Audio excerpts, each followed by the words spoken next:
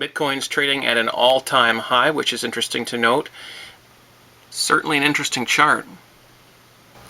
It sure was, but that was recorded more than 8 years ago. I started covering the Bitcoin story more than 6 years before most people even heard of it in 2017.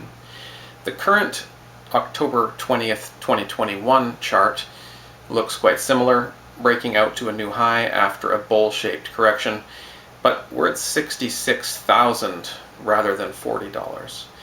And I have managed to flawlessly predict essentially this entire chart, including most of the significant tops, bottoms, and dates. Every prediction and analysis remains up on video platforms and blockchain blog posts. Nobody has a better record. I am the Bitcoin seer. But in an upcoming video, I will be announcing my retirement from Bitcoin price prediction, along with reasons and a final prediction. I'd be justified doing an I told you so video. Many with a fraction of my track record are doing just that. For me, it's not about ego. I'm after credibility, not an ego boost, and it's not the same thing. Ego is about the person. Credibility is about everyone else. Now, you've had a glimpse at my predictive abilities. My dedicated followers know I can spot patterns in many things, not just Bitcoin charts. Over the 15 years I've been creating content, I've been just as successful at foretelling what's coming in all the topics I research. I've outpredicted all the big alternative media personalities and been shadow banned and censored more and more to the point where my audience is actually shrinking at this point. One of the best analysts alive and completely unknown. I've predicted and then documented every detail of the COVID pandemic. Always called crazy, always censored, always perfectly right. Over and over and over and over.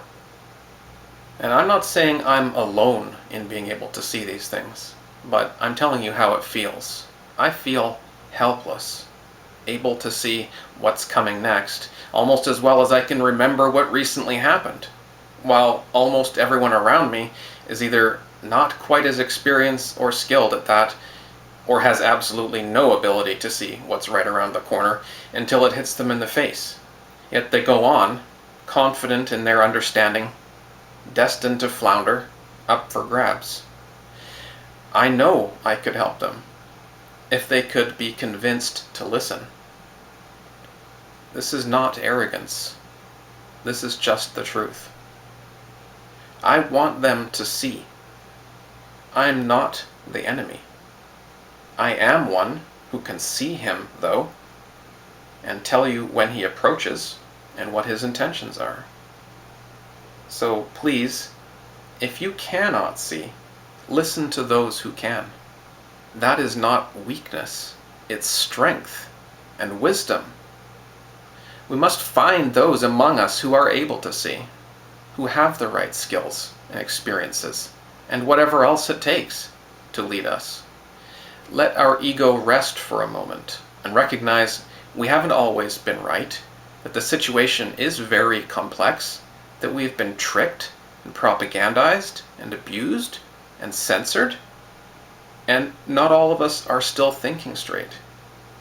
Let us rely on those who still are, not by blindly following any one person, but by opening our minds and our eyes and ears to those with a long and impressive track record, those who have served the people faithfully for years, who are hidden from view because they've been correct too many times. I don't want to feel helpless anymore, watching this slow-motion train wreck, seeing free people and free markets fall to tyranny and communism.